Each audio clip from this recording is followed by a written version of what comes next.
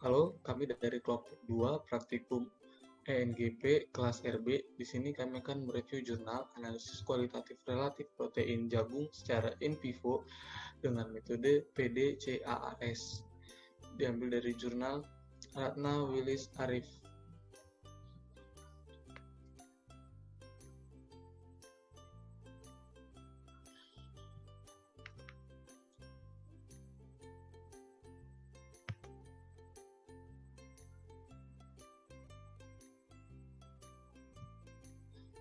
Anggota kelompok kami ada Cindy Kusumawati sebagai ketua kelompok, Chris Natali Elvira Purba, Hani Angelima Buru Arwan, Irla Mulana Simarmata, dan Fani Rominda Sirait.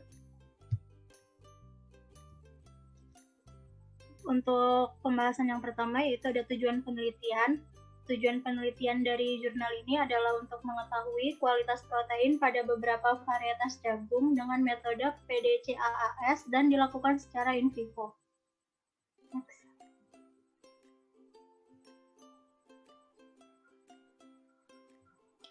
Selanjutnya adalah tinjauan dasar. Protein merupakan zat pangan yang dibutuhkan oleh tubuh dan tidak dapat digantikan oleh senyawa lain karena mengandung nitrogen. Kadar protein di tiap varietas berbeda karena komposisi asam amino yang berbeda. Protein ini diperlukan untuk pertumbuhan, produksi, dan kesehatan yang normal. Jagung memiliki kualitas protein yang baik karena mengandung lisin dan triptofan. Selanjutnya adalah jenis tikus yang digunakan. Pada penelitian ini menggunakan tikus putih jenis Parabu Dowley sebagai hewan percobaan karena sistem pencernaan pada tikus putih ini mirip dengan sistem pencernaan pada manusia.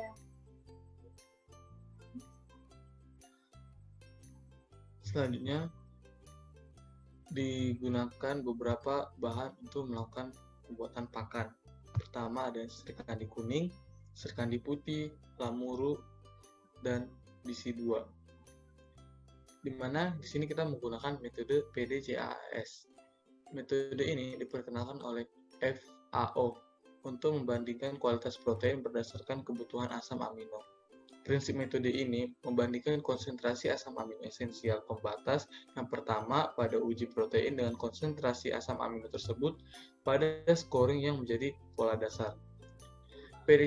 PDCAAS ini merupakan metode yang mengalihkan kecernaan protein dengan skor asam amino, di mana PDCAAS tidak dapat lebih tinggi dari nilai lengkap 100% kecuali isolat protein kedelai, isolat protein gandum, dan putih telur. Pengaplikasiannya yaitu mengetahui tingkatan kualitas kecernaan protein yang hampir menyerupai metabolisme manusia. Mana metodologi yang dilakukan itu ada penelitian pendahuluan yaitu penelitian berupa analisis proksimat dan analisis komposisi asam amino dari 4 varietas jagung yang digunakan tadi. Lalu ada pembuatan pakan, yaitu pakan yang digunakan pada penelitian ini terdiri dari 2 macam pakan dan pemberian pakan dilakukan secara 3 tahap. Untuk metodenya sendiri dapat dilihat dari diagram alir. Itu pertama disiapkan jagung tadi yang sudah disebutkan. Itu lalu dilakukan penepungan jagung. Setelah itu dilakukan penimbangan bahan-bahan pakan. Lalu bahan-bahan pakan tersebut dicampur. Setelah itu menghasilkan pada saat penepungan jagung itu dihasilkan tepung jagung, minyak jagung, ditambah minyak jagung, mineral mix, vitamin, selulosa, dan pati jagung. Lalu campuran tadi diaduk hingga homogen, sehingga habis itu dilakukan penimbangan terhadap pakan. Maka pakan siap diaplikasikan ke dalam tikus percobaan. Lalu di sini kita lihat pada tabel 2 yaitu ada komposisi pakan perlakuan, di mana komposisinya itu tadi ada tepung jagung, minyak jagung, mineral mix, vitamin, dan peti jagung. Itu kita lihat dari perlakuan dari es kuning, es putih, BC2, lamuru, dan dilakukan kontrol. Didapatkan hasil yang untuk tepung jagung sendiri 739,13, es putih 783, BC2 607,14, Lamuru 739,13 dan kontrol tidak dapat ditentukan nilainya. Sedangkan minyak jagung pada perlakuan itu 50 semua perlakuan, mineral mix ada 40 untuk semua perlakuan, vitamin ada 10 untuk setiap perlakuan. Sedangkan pati jagung untuk es kuning itu ada 160,87, es putih itu ada 116,59, BC2 itu 92,86, Lamuru itu 160,67 dan pada kontrolnya itu 900. Di mana penelitian ini disusun dalam rancangan acak kelompok atau RAK dengan perlakuan tunggal yang terdiri dari 4 varietas jagung yang digunakan sebagai pakan tikus putih untuk diketahui kualitas proteinnya. Jadi penelitian ini menggunakan 40 ekor tikus putih jantan yang berumur 3 minggu atau lepas sapi. Dan masing-masing perlakuan diberikan kepada 8 ekor tikus, itu sebagai ulangan. Secara ad libitum untuk mengetahui pengaruh perlakuan pemberian pakan.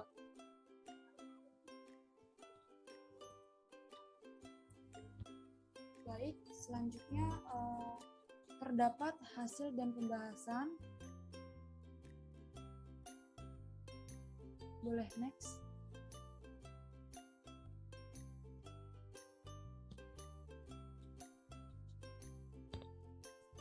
Ada hasil penelitian. Yang pertama itu ada penganalisisan analisis proksimat dan skor asam amino.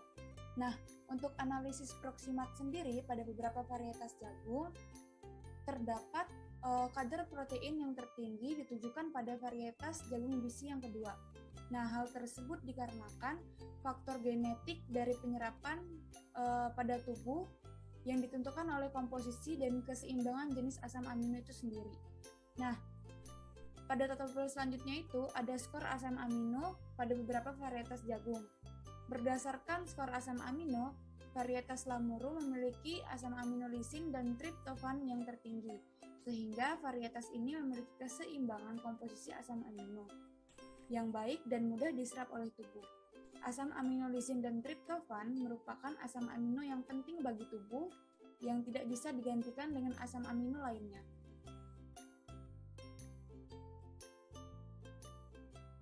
Pada selanjutnya itu ada tabel mengenai rata-rata jumlah protein yang dikonsumsi, protein yang terdapat pada feses, dan protein yang terserap oleh tubuh. Pada tabel di atas, jumlah protein yang dikonsumsi yang terdapat pada feses dan terserap oleh tubuh, nilai tertinggi ditujukan pada varietas Srikandi putih. Jumlah protein yang dikonsumsi ini berbanding lurus dengan jumlah pakan yang dikonsumsi.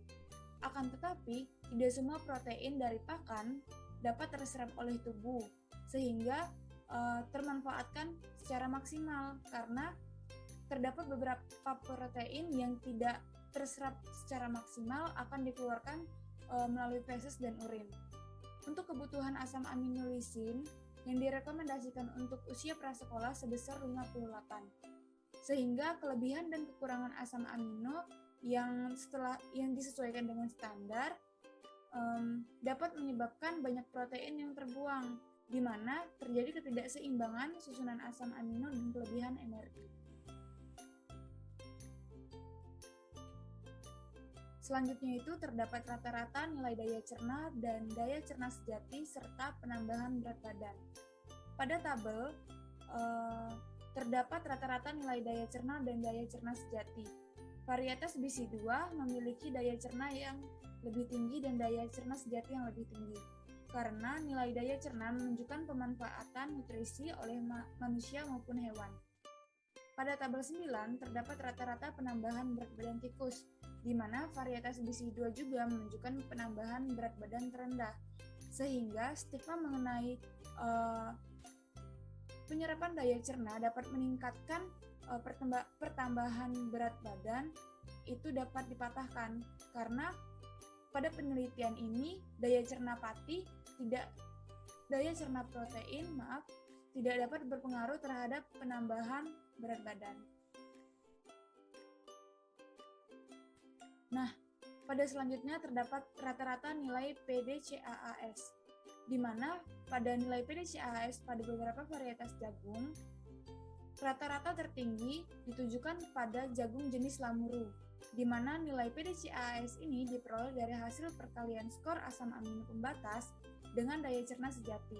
Bahan pangan yang memiliki nilai PDCAAS yang tinggi memiliki kualitas protein yang baik, sehingga secara keseluruhan varietas jagung lamuru memiliki kualitas protein yang sama baiknya dengan serikandi kuning.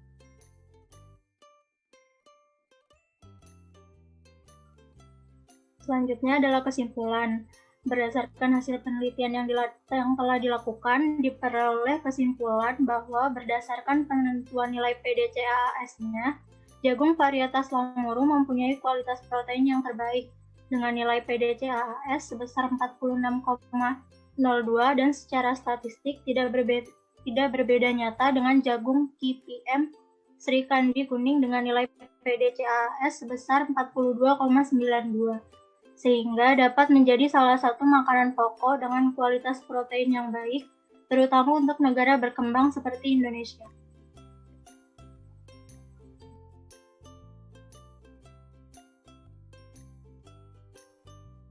Sekian dari kelompok kami, terima kasih dan kurang lebihnya mohon maaf. Mungkin kami minta maaf akan ketidakhadirannya Fani Romida Sirait dan Hani Anjeli Maburuarwan dikarenakan adanya kesibukan pribadi, namun untuk pengerjaan video ini telah dibantu oleh Hani Anjeli Maburuarwan dan Fani Romida Sirait. Sekian dari kami, terima kasih.